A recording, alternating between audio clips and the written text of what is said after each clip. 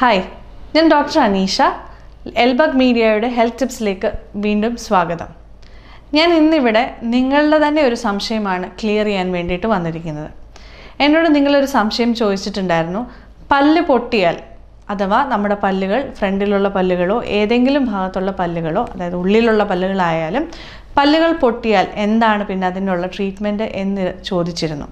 അപ്പോൾ അതിൻ്റെ ഉത്തരമാണ് ഞാനിപ്പോൾ ഇവിടെ തരാൻ പോകുന്നത്. പല്ലുകൾ പൊട്ടുമ്പോൾ നമ്മൾ പ്രത്യേകം ശ്രദ്ധിക്കേണ്ടത് എന്തുകൊണ്ടാണ് ഫസ്റ്റ് പല്ല് പൊട്ടിയതെന്നുള്ളതാണ് അതിൻ്റെ മെയിൻ റീസണായിട്ട് നമ്മൾ കാണേണ്ടത്.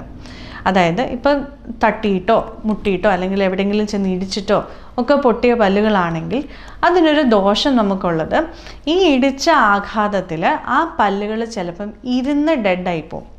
ചിലപ്പോൾ ആദ്യം നമുക്ക് അതിൻ്റെ റിയാക്ഷൻസ് ഒന്നും കാണാൻ പറ്റില്ല, കാരണം പല്ലിന് വലിയ വേദനയോ ഒന്നും കാണില്ലായിരിക്കും. കുറേ വർഷങ്ങൾ കഴിയുമ്പോഴായിരിക്കും ചിലപ്പോൾ ആ പല്ലിനൊരു ഡിസ്കളറേഷൻ വരുന്നത്. ഡിസ്കളറേഷൻ എന്ന് പറഞ്ഞാൽ ആദ്യം ഒരു ലൈറ്റ് ബ്രൗണിൽ നിന്ന് തുടങ്ങി ഒരു ബ്ലാക്കിഷ് കളർ വരെ എത്തുന്ന രീതിയിലേക്കുള്ള ഡിസ്കളറേഷൻ വരും.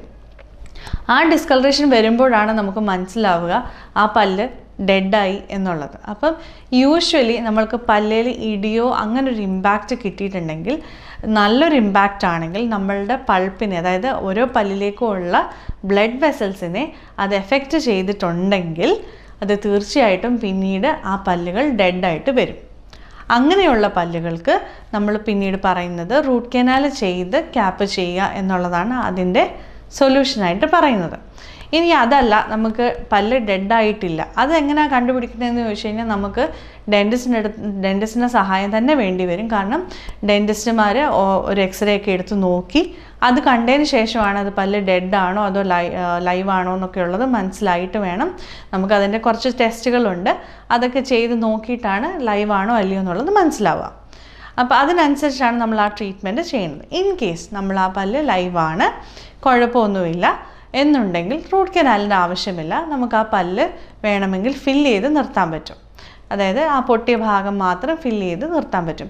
ചില കേസുകളിൽ പൊട്ടൽ കുറച്ചേറെ കയറിപ്പോയിട്ടുണ്ടാവും, അതായത് ചെറിയ ഭാഗമായിരിക്കില്ല, നല്ലവണ്ണം കയറിപ്പോയിട്ടുണ്ടാവും. അപ്പോൾ അങ്ങനെയുള്ള കേസുകളിൽ നമ്മൾ വെനിയർ പോലത്തെ ഓപ്ഷൻസ് എടുക്കുന്നതാണ്. ആ വെനിയർ പോലത്തെ ഓപ്ഷൻസ് എന്ന് പറഞ്ഞാൽ നമ്മളിപ്പം ഒരു പല്ലിൻ്റെ ഫ്രണ്ടിൽ ഒരു ലെയർ ചെയ്ത് കൊടുക്കുന്നതാണ് വെനിയർ എന്ന് പറഞ്ഞൊരു ഓപ്ഷൻ. അത് നമ്മളിപ്പം സാധാരണഗതിയിൽ പറഞ്ഞു കഴിഞ്ഞാൽ നമ്മൾ മൈക്കയൊക്കെ ഒട്ടിക്കുന്ന പോലെ പല്ലിൻ്റെ മുകളിൽ കൂടെ നമ്മളൊരു ലെയർ കൊടുക്കുന്നതാണ് വെനിയർ. ഇതാണ് അതിൻ്റെ ട്രീറ്റ്മെൻറ്റ് വരിക. ഫില്ലിംഗ് അല്ലാതെ ചെയ്യാൻ പറ്റുന്ന ട്രീറ്റ്മെൻറ്റാണ് വെനിയർ.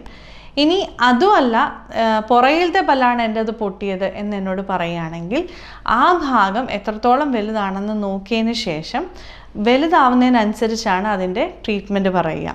അപ്പം വലിയ പൊട്ടലുകളാണെങ്കിൽ നമ്മൾ ഈ പറഞ്ഞ പോലെ, ആദ്യം പറഞ്ഞ പോലെ തന്നെ ചിലപ്പം ഫുൾ ക്യാപ്പായിട്ട് ഇട്ട് കൊടുക്കേണ്ടി വരും. അതല്ല, നമുക്ക് അതിൻ്റെ ചില ഭാഗങ്ങൾ മാത്രമേ നമുക്ക് പോയിട്ടുണ്ടെങ്കിൽ ചിലപ്പം നമുക്ക് ഓൺലേ എന്ന് പറഞ്ഞൊരു പരിപാടിയുണ്ട്, അത് വേണമെങ്കിൽ ചെയ്യാം. അതല്ലെങ്കിൽ നമുക്ക് ഫില്ലിങ് ചെയ്ത് നിർത്താം, അല്ലെങ്കിൽ ഇൻലേ ആയിട്ടും ചെയ്യാൻ പറ്റും. ഓൺലേ എന്ന് പറഞ്ഞു കഴിഞ്ഞാൽ നമുക്ക് ആ പല്ലിൻ്റെ ഷേപ്പ് തന്നെ നമുക്ക് സെറാമിക് ഇതിൽ നമുക്ക് ഉണ്ടാക്കിയെടുക്കാൻ പറ്റുന്നതിനാണ് ഓൺലേ എന്ന് പറയുന്നത്. അപ്പോൾ അതിലുള്ള ഗുണം എന്താണെന്ന് വെച്ച് കഴിഞ്ഞാൽ ബാക്കി പല്ലുകൾ പ്രൊട്ടക്റ്റഡ് ആയിട്ടിരിക്കുകയും ചെയ്യും, ആ ഗ്യാപ്പ് ഫീൽ ചെയ്യുമേ ഇല്ല, ആൻഡ് ഈവൻ പൊട്ടിയ പല്ല് നമുക്ക് കവർ ചെയ്തെടുക്കാനും പറ്റും, റൂട്ട് കനാലോ ഒന്നും ചെയ്യാതെ തന്നെ. അപ്പോൾ അങ്ങനെയാണ്. പക്ഷേ നമ്മൾ അതെങ്ങനെയാണ് ഫൈനൽ ട്രീറ്റ്മെൻറ്റിലേക്ക് ഡിസൈഡ് ചെയ്യുന്നതെന്ന് വെച്ചാൽ നമ്മളൊരു എക്സ്റേ എടുത്ത് നോക്കിയിട്ട് അതെന്തുമാത്രം നമുക്ക് സേവ് ചെയ്യാൻ പറ്റുമെന്ന് നോക്കിയതിന് ശേഷമാണ് നമ്മളത് അങ്ങനെ ട്രീറ്റ്മെൻറ്റ് ഡിസൈഡ് ചെയ്യുന്നത്. അപ്പോൾ ഇതാണ് പല്ലുകൾ പൊട്ടിയാൽ നമുക്ക് ചെയ്യാൻ പറ്റുന്ന കാര്യങ്ങൾ. പല്ല് പൊട്ടും. പിന്നെ വേറെ ചിലവരുണ്ട്, പല്ല് പൊട്ടുന്നത് കാൽഷ്യത്തിൻ്റെ പ്രശ്നം കൊണ്ട് പൊട്ടുന്നവരുണ്ട്. അതായത് അടിക്കടി പൊട്ടുന്നവരുടെ കണ്ടിട്ടുണ്ട്, അതായത് എല്ലാ പല്ലുകളും ഇങ്ങനെ അവിടെ ഇവിടെയൊക്കെ പൊട്ടുന്നത് കണ്ടിട്ടുണ്ട്. അപ്പോൾ അങ്ങനെയുള്ളവർക്ക് നമ്മൾ മാക്സിമം എന്തുകൊണ്ടാണ് റീസൺ ആദ്യം കണ്ടുപിടിക്കും, ആ റീസൺ അനുസരിച്ചാണ് അതിൻ്റെ ട്രീറ്റ്മെൻറ്റ് പോകുന്നത്. ചിലപ്പം കാൽഷ്യം സപ്ലിമെൻറ്റ്സ് എടുക്കേണ്ടി വരും. അതിൻ്റെ ഒപ്പം പൊട്ടിയ പല്ലുകൾ റിപ്പയർ ചെയ്ത് ഈ പറഞ്ഞ രീതിയിൽ തന്നെ റിപ്പയർ ചെയ്ത് എടുക്കേണ്ടി വരും. പിന്നെ ചില കേസുകളിൽ പല്ല് പൊട്ടുന്നത് എന്തുകൊണ്ടാണെന്ന് വെച്ച് കഴിഞ്ഞാൽ കേട് വന്നിട്ട് പല്ല് പൊട്ടും. അതായത് ഈ കേട് വന്ന് പല്ലിനെ ദ്രവിപ്പിക്കുകയാണ് ചെയ്യുന്നത്.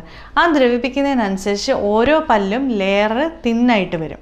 ആ തിന്നായിട്ട് വരുന്ന സമയത്ത് നമ്മൾ എന്തെങ്കിലും കടിക്കുന്ന സമയത്ത് അത് ചിലപ്പോൾ ഒന്നും ആയിരിക്കില്ല, ചിലപ്പോൾ ഒരു ബ്രെഡ് ആയിരിക്കും കടിക്കുന്നത്, പക്ഷെ ആ കടിക്കുന്ന സമയത്ത് പോലും ആ പല്ല് പൊട്ടാനുള്ള സാധ്യതയുണ്ട്.